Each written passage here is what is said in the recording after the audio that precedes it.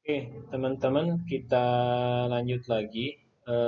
Sekarang masalah yang kedua yang akan kita hadapi yaitu masalah minimasi.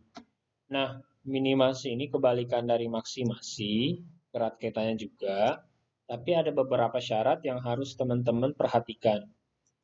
Yang pertama yaitu koefisien fungsi tujuan relatif memberikan informasi perubahan dari nilai Z per 1 untuk peningkatan variabel non-basis. Nilai yang negatif pada koefisien fungsi tujuan relatif untuk suatu variabel non-basis mengindikasikan bahwa jika variabel non-basis dinaikkan justru akan menyebabkan penurunan pada nilai Z. Jadi nanti kebalikannya sih sebenarnya, yang kayak syarat tadi pembalikan dan apapun itu. Oleh karena itu, untuk masalah minimasi hanya variabel non-basis yang punya koefisien fungsi tujuan relatif yang negatif saja yang memenuhi syarat sebagai calon variabel yang masuk basis entering variabel. Variabel yang masuk basis adalah variabel yang punya koefisien fungsi tujuan relatif paling tinggi. Nah, sehingga kondisi optimalitas pada masalah minimasi terjadi apabila semua nilai koefisien fungsi tujuan relatif variabel non basis adalah tak negatif. Oke, alternatif lain untuk memecahkan masalah minimasi adalah dengan mengkonversinya menjadi masalah maksimasi dengan memecahkan metode simplex untuk masalah maksimasi. Nanti sebenarnya ada perubahan mode dual, minimasi diubah ke maksimasi, tapi agak nanti itu ada perubahan jadi tujuan jadi batasan, batasan jadi tujuan gitu. Nah, konversi dilakukan dengan mengalihkan fungsi tujuan untuk masalah minimasi dengan minus satu. Oke, sekarang coba kita lihat. Kalau tadi yang contoh yang sebelumnya itu maksimasi, sekarang kita masalah minimasi, minimization problem. Meminimumkan Z sama dengan 4x1 plus x2. Nah, 3x1 plus x2 sama dengan 3, 4x1, 3x2 lebih dari sama dengan 6, x1 plus 2x2 kurang dari 4. Nah, di sini agak ini ya, jelimet ya pembatas-pembatasnya. Tapi gini teman-teman, masalah minimasi ini sering akan ditemukan di lingkungan nyata ya. Istilah itu kalau masalah engineering itu rata-rata minimasi, kayak minimasi cost, minimasi kesalahan, minimasi jalur, shorter path, dan lain-lain. Sebenarnya banyak kalau dalam pemodelan. Oke, kita udah ubah pembatas-pembatasnya ya. Kita udah memiliki pembatas yang lain-lain ya. Di sini kita udah punya di sini pembatasnya, di sini fungsi tujuannya. Nah, tadi teman-teman udah lihat ya.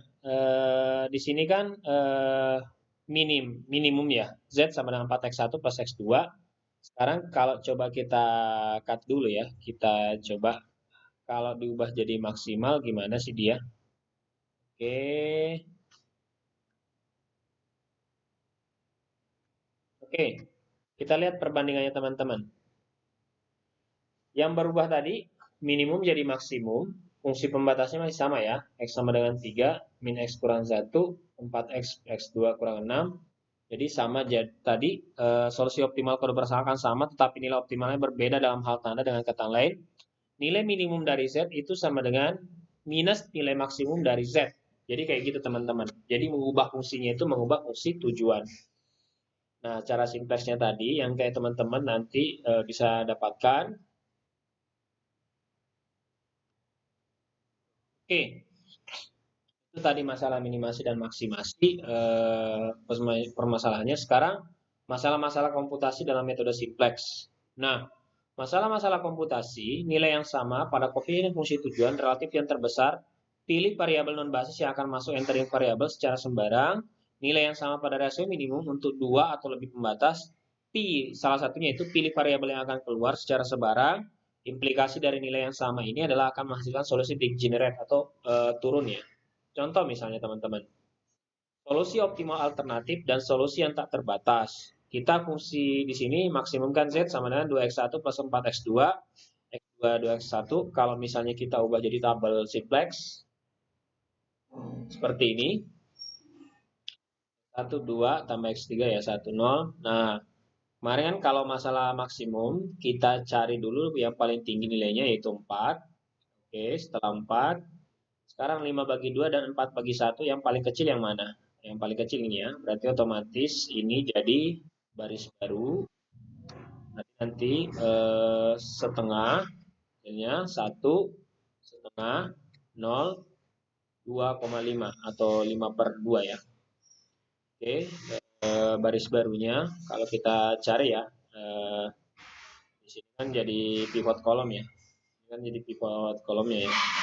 Berarti dia baris lama, berarti x4-nya itu, berarti x4-nya sama dengan 1 1 0 1 4.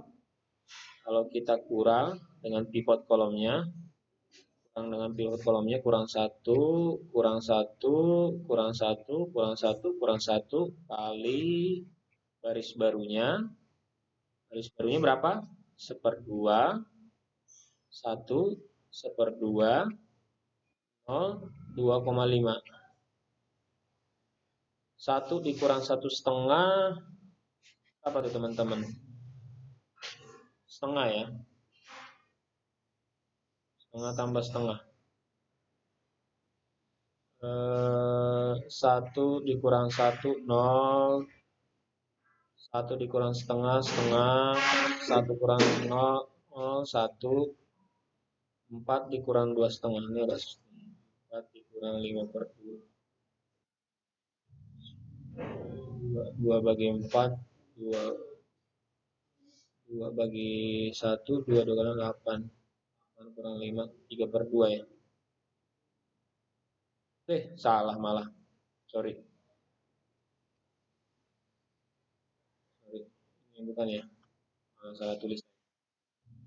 4 dikurang 2/5 ya, di 5, 20 kurang 2,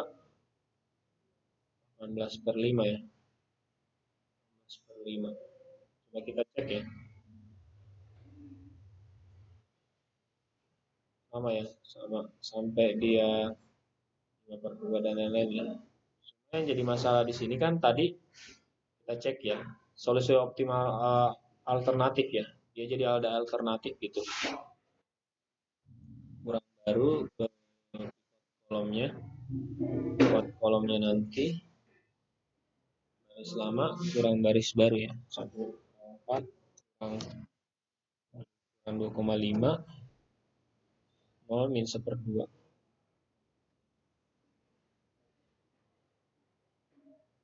8 kali 2,5. Oh, saya salah, ini 5/2. Udah benar ya tadi 5/2 ya. Ini seharusnya udah, sorry, saya salah tulis ternyata. Hasilnya tetap ya 3/2 ya hasilnya ya. 3/2 yang sini 0, 1/2 0 min 1/2 1, 3/2 ya. Teman-teman udah sama ya hasilnya ya tadi ya. Di sini udah sama. Nah, kalau dilihat di sini kan ternyata masih ya, masih nggak bisa ya. Sekarang caranya gimana? Berarti cara yang bisa dilakukan tabel alternatif optimalnya yaitu membagi ya. Membagi yang paling tinggi ya. Setengah-setengah kita bagi, tinggal dibagi nanti berapapun nanti, optimal 1, optimal 2. Nanti dipilih sampai nanti teman-teman iterasi sampai terakhir nanti sampai mendapatkan nilai. Nah, teman-teman bisa lihat kalau misalnya X1 X2-nya di sini kita lihat 5/2, di sini teman-teman bisa dapatkan Z sama dengan 10, tapi bisa juga dapatkan ini kalau misalnya 5/2 dan 3/2, bisa juga nanti 1 sampai 3 ini sama dengan 10. Ini yang namanya alternatif. Jadi udah dapat optimal, tapi kalau dengan cara lain bisa menghasilkan hasil yang sama. Tapi jangan harap saya nanti ngasih soal yang alternatif. Nanti cuma satu jawaban kok nanti. Tapi yang paling utama buat teman-teman itu adalah proses mencarinya, proses mendapatkan nilainya sebenarnya dari si. Nggak apa panjang, nggak apa-apa nggak sampai. Tapi yang penting teman-teman itu udah tahu mana sih arah tujuannya. Yang penting kan kalau udah jalannya udah benar, tujuannya udah sama kan. Kalau yang nanti membawa itu terserah nanti sampai kapan. Cuma yang nggak bagus itu udah dibawa kemana-mana tapi tujuannya beda gitu. Itu yang jadi masalah gitu. Oke, kalau misalnya ini tadi yang caranya 2,5 2,5, 3 dan 1 ya. Ini yang 3 dan 1, Ini sama juga yang tadi ya, 00, dia itu, sorry, dia itu fungsinya ini, dia optimal di sini ya, optimalnya, jadi ada dua. Jadi solusi optimal alternatif dalam table simplex dapat diidentifikasi dengan melihat apakah terdapat koefisien fungsi tujuan relatif yang nol untuk variabel non basis pada tabel optimal. Yang tadi ya, belum ada nol ya sama sekali ya. Cuma karena kan cuma dua variabel, nanti saya pakai tiga variabel gitu. Cuma paling iterasi dua kali nanti sampai menghasilkan data yang sama gitu ya. Oke, sekarang solusi tak terbatas. Jadi nggak ada solusi optimalnya gitu. Kalau tadi kita udah dapat solusi optimal, sekarang solusinya nggak terbatas gitu ya. Nah, sama juga nih maksimumkan fungsi, kita udah punya batasan, teman-teman. Sekarang kita lihat. Nah, sama dengan tadi yang tadi nilai maksimumnya 3, tinggal kita bagi 2 bagi min 1, tetap 3 ya. Sampai nanti kalau kita buat tabel simplexnya, ternyata z-nya sama dengan 9 dengan cara simplex tadi. Tapi coba kita cek. Tabel 2 belum optimal juga. Kenapa? Karena variabel non basisnya dapat menjadi basis untuk menaikkan Z. Jadi agak krusial sebenarnya. Jadi belum bisa didapatkan sehingga dia itu nggak terbatas gitu ya. Jadi selalu meningkat gitu. Nah, dengan kata lain, jika X1 meningkat, maka kedua variabel basis X3, X2 juga meningkat sehingga tidak akan pernah mencapai 0. Karena kan yang kalau misalnya kita menggunakan metode simplex ini kan kita mencari semua variabel kecuali X1, X2 yang di fungsi tujuan itu semuanya 0 gitu kan, kecuali X1 yang di variabel fungsi tujuan. Nah, kalau tadi kita lihat ternyata kalau dinaikin 1 semuanya ikut naik, nggak bisa 0 gitu kan. Nah, ini berarti bahwa X1 dapat dinaikkan secara tak terbatas karena tiap peningkatan 1 unit X1 akan meningkatkan Z sebesar 11 unit. Oleh karena itu, solusi bagi masalah LP adalah solusi tak terbatas. Jadi ada tiga nih teman, nanti teman. Solusi terdefinisi, solusi alternatif, dan solusi tak terbatas. Nah, dari ketiganya ini nanti ujiannya itu nanti yang solusi yang terdefinisi gitu, yang ada batasannya. Nih, kalau diselesaikan dengan cara grafis, nah teman-teman dipahami juga degenerasi atau fungsi yang degenerasi ini jika terjadi nilai yang sama pada rasio minimum, maka pemilihan variabel keluar basis living variable dapat dilakukan sebarang. Akibatnya, satu atau lebih variabel basis akan mempunyai nilai nol pada literasi berikutnya. Dalam kasus ini, masalah LP dikatakan mempunyai solusi degenerate. Contoh misalnya, 3x1 plus 9x2 dengan pembatas x1 plus 4x2 kurang dari 8 kurang dari 4. Bentuk kanoniknya kayak gini ya. Bentuk kanonik itu istilahnya udah penambahan slack ya, X3 dan X4 gitu ya. Sekarang kita lihat nih, kalau misalnya udah dibentuk variabel simplex, tabel simplex, sampai kita milih antara 3 dan 9, 9 yang paling gede, 8 bagi 4 dan 4 bagi 2, 8 bagi 8 bagi 4, 2 juga, bagi 2 juga. Terus yang pilih yang mana, Pak? Nah, ini degenerasi, harus penurunan dulu nih. Sampai nanti kita milih nanti variabel-variabel nanti yang paling kecil nanti kan. Ini kan akhirnya kita ngambil yang paling gede ya. Karena kan variabelnya paling kecil 8 bagi 4, 2, 4 bagi 2, 2. Ini kan degenerasinya paling besar nih. 8, dari 8 jadi 2, sedangkan 4 jadi 2. Degenerasi paling besar. Kan tadi kalimatnya ini, teman-teman. Nilai yang sama kan, 8 bagi 4 sama 4 bagi 2 sama ya. Maka pemilihan variabel yang dari keluar basis dia dapat dilakukan sebarang. Apabila satu atau lebih variabel basis mempunyai nilai nol pada literasinya. Oke, jadi tadi sebarang sih sebenarnya kalau teman-teman mau pakai. Tapi kita lihat di X-nya yang dipakai ya, sampai nanti Z-nya, Z-nya sama dengan 18, dapat dan X.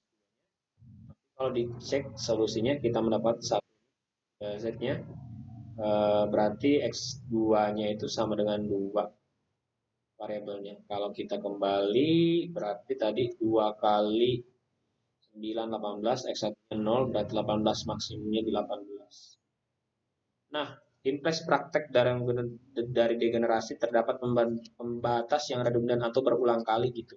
Nah, teman-teman harus hati-hati sih sebenarnya dalam melaksanakan simplex ini. Yang pertama, teman-teman itu harus tahu yang tadi saya bilang, pivot kolom, pemilihan variabel baru atau baris baru, pemilihan baris lama, jangan sampai ketukar-tukar. Karena biasanya teman-teman di sini kalau udah ketemu simplex akan nggak sesimpel yang seperti contoh ya.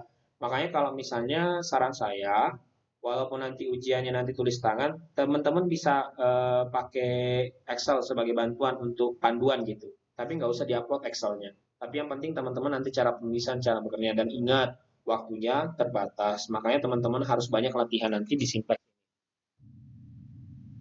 Oke, solusi secara grafis di sini kita lihat ya, degenerasi turun ya dari garis hitam, garis merah sampai yang dekat garis hijau.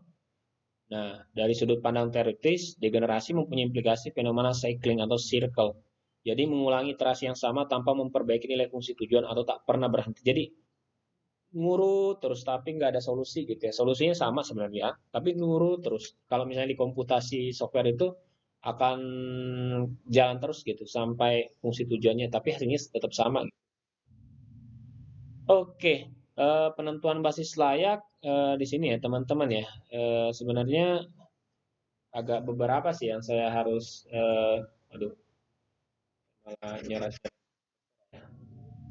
Penentuan basis layak ini sebenarnya teman-teman bisa dapat dari beberapa cara, tapi nanti akan kita bahas di pertemuan berikutnya.